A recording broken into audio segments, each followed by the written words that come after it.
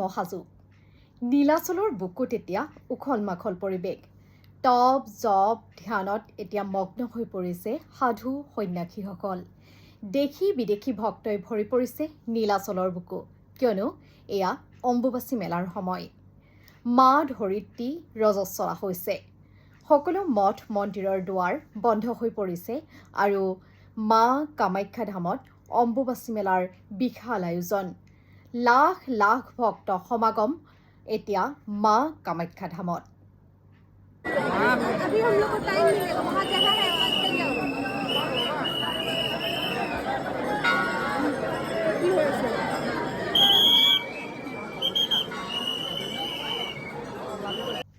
এয়া অম্বুবাচী মেলাৰ এক সুন্দৰ পৰিৱেশ 3 দিনৰ বাবে মা কামাখ্যাৰ দুৱাৰ বন্ধ থাকে আৰু 3 দিন মা কামাখ্যাই জিৰণি লয় বুলি এক ধাৰণা আছে পূৰ্বৰে পৰা যেহেতু মা ধৰিত্ৰী ৰজস্বলা হৈছে গতিকে ইয়া জিৰণিৰ সময় মন্দিৰৰ দুৱাৰ বন্ধ থাকে কেৱল কামাখ্যা মন্দিৰে নহয় আমি যিসকল ভক্ত আছো বা হিন্দু ধৰ্মৰ যিসকল লোক তেওঁলোকে ঘৰতেই পূজা কৰক বা কাষৰ মন্দিৰেই হওক সকলো দুৱাৰ ইতিমধ্যে বন্ধ ৰাখিছে সকলোৱে এই সময়খিনিত পূজা পাৰ্বণ কোনো ধৰণৰ ৰীতি নীতি শুভ কাম নকৰে আৰু এই সময়ত যেহেতু মঠ মন্দিৰৰ দুৱাৰ বন্ধ থাকে চাকি বন্তিও নজ্বলাই ধূপ ধূনাও নজ্বলাই কিন্তু মা কামাখ্যা ধামলৈ অগণন ভক্তৰ সমাগম ঘটে এই সময়ছোৱাত আৰু এই সময়ছোৱাতেই সাধু সত্তসকল মা কামাখ্যা ধামত তপ জপত ব্যস্ত হৈ পৰে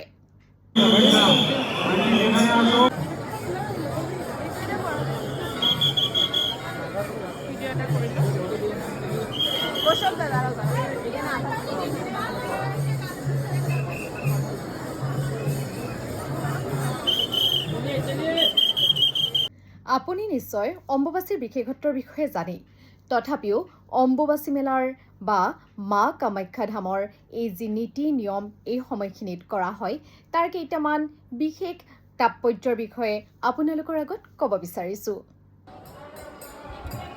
অম্বুবাচী মেলা কেৱল এক ধৰ্মীয় উৎসৱেই নহয় ই নাৰী শক্তি প্ৰকৃতিৰ সৃষ্টিশীলতা উৰ্বৰতা আৰু শক্তি উপাসনাৰ এক গভীৰ প্ৰতীক এই উৎসৱৰ জৰিয়তে নাৰীৰ স্বাভাৱিক জৈৱিক প্ৰক্ৰিয়াক পবিত্ৰতা আৰু সন্মানৰ দৃষ্টিৰে চোৱা হয় যিটো ইয়াৰ এক অনন্য বৈশিষ্ট্য অম্বুবাচী মেলাৰ মূল বিশেষত্ব হ'ল এই সময়ত 3 দিন ধৰি নীলাচল পাহাৰৰ কামাখ্যা মন্দিৰৰ দুৱাৰ সম্পূৰ্ণভাৱে বন্ধ ৰখা হয় লোকবিশ্বাস অনুসৰি এই 3 দিন দেৱী কামাখ্যা ঋতুমতী বা ৰজস্বলা হয়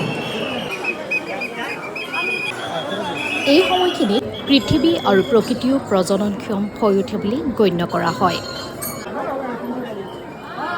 কামাখ্যা মন্দিৰৰ দুৱাৰ যিহেতু বন্ধ হৈ থাকে কোনো ধৰণৰ পূজা অৰ্চনা কৰা নহয় বা দৰ্শন কৰিব নোৱাৰে এই সময়খিনিত দেৱীক জিৰণি দিয়া হয় চতুৰ্থ দিনা মন্দিৰৰ দুৱাৰ খোলাৰ পিছতে ভক্তসকলক এক বিশেষ প্ৰসাদ দিয়া হয় কামাখ্যা মন্দিৰত আৰু এই প্ৰসাদ বিশেষ বুলি গণ্য কৰি অহা হৈছে এই বিশেষ প্ৰসাদ কি আপুনি জানেনে এই প্ৰসাদ হৈছে এটুকুৰা ৰঙা কাপোৰ এই ৰঙা কাপোৰ আপুনি যদি প্ৰসাদ হিচাপে পায় তেতিয়াহ'লে আপুনি যদি এই ৰঙা কাপোৰ টুকুৰা আপোনাৰ লগত ৰাখে বা আপুনি ঘৰত ৰাখে তেতিয়াহ'লে শক্তি পোৱা যায় বুলি গণ্য কৰি অহা হৈছে এই কাপোৰক দেৱীৰ ঋতুস্ৰাৱৰ ৰসেৰে সিক্ত পবিত্ৰ শক্তি বুলি বিশ্বাস কৰি অহা হৈছে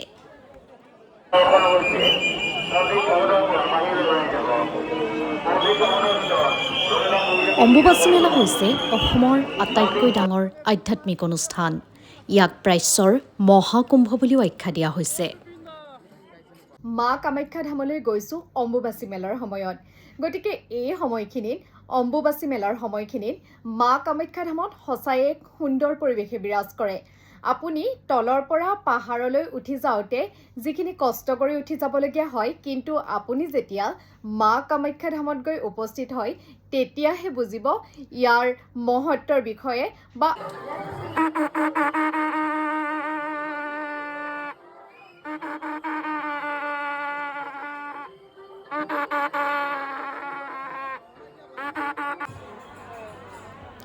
কামাখ্যা মন্দিৰত নাই দেৱীৰ কোনো মূৰ্তি। গৰ্ভগৃহত প্ৰাকৃতিক শিলাখণ্ডৰ জনী আকৃতিৰ স্থানকেই দেৱীৰ প্ৰতীক হিচাপে পূজা কৰি অহা হৈছে। দক্ষৰ জীয়ৰী সতীয়ে পিতৃৰ অমতত মহাদেৱৰ সৈতে বিবাহ হৈছিল। সা সম্পত্তি নাইকিয়া বুলি মহাদেৱক দক্ষই চকু পাৰি দেখিব নোৱাৰিছিল। এবাৰ দক্ষই এটা যজ্ঞৰ আয়োজন কৰিছিল। তালৈ জোঁৱায়েকক নিমন্ত্ৰণ নকৰিলে। তথাপিও সতীয়ে বিনা নিমন্ত্ৰণে পিতৃৰ যজ্ঞস্থলীত উপস্থিত হ'লগৈ। জীয়েকক দেখি দক্ষৰ খঙত চুলিৰ আগ পালেগৈ। মহাদেৱক ভৰ্ৎসনা কৰিব ধৰিলে।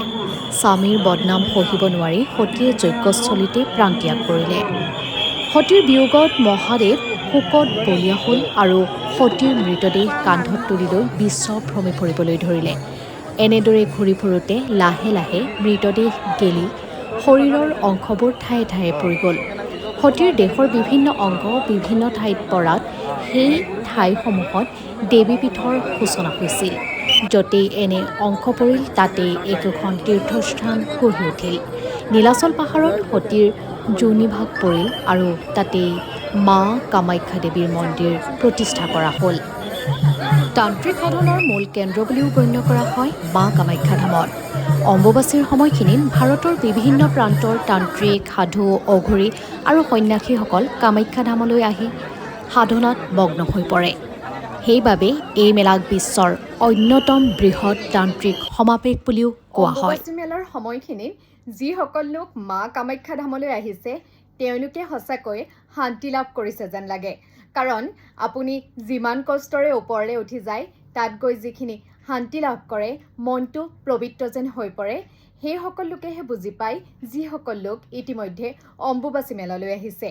আপুনি যদি অহা নাই এবাৰ আহিবচোন অম্বুবাচী মেলালৈ, কষ্ট কৰি আহক, আপোনাৰ নিশ্চয় ভাল লাগিব। আপুনি যি বিচাৰে সেয়া আপুনি লাভ কৰিব। কিয়নো বহু লোকে কয় বা পূৰ্বৰে পৰা এক ধাৰণা আছে যে মা কামাখ্যাক আপুনি যি বিচাৰে, মনৰ পৰা যদি বিচাৰে, আপুনি অন্তৰৰ পৰা যদি বিচাৰে তেন্তে সেয়া সকলোৱে পায়। গতিকে এবাৰ আহিব অম্বুবাচী মেলাৰ সময়ত। আপুনি যদি এই বছৰ পৰা নাই অহা বছৰ নিশ্চয় পাৰিব। কিন্তু আপুনি মনত এক শক্তি লৈ আহিব, মনত এক ভাল ভাৱ লৈ আহিব, নিশ্চয় আপোনাক মা কামাখ্যাই আশীৰ্বাদ দিব আৰু আপুনি লাভ কৰিব প্ৰশান্তি।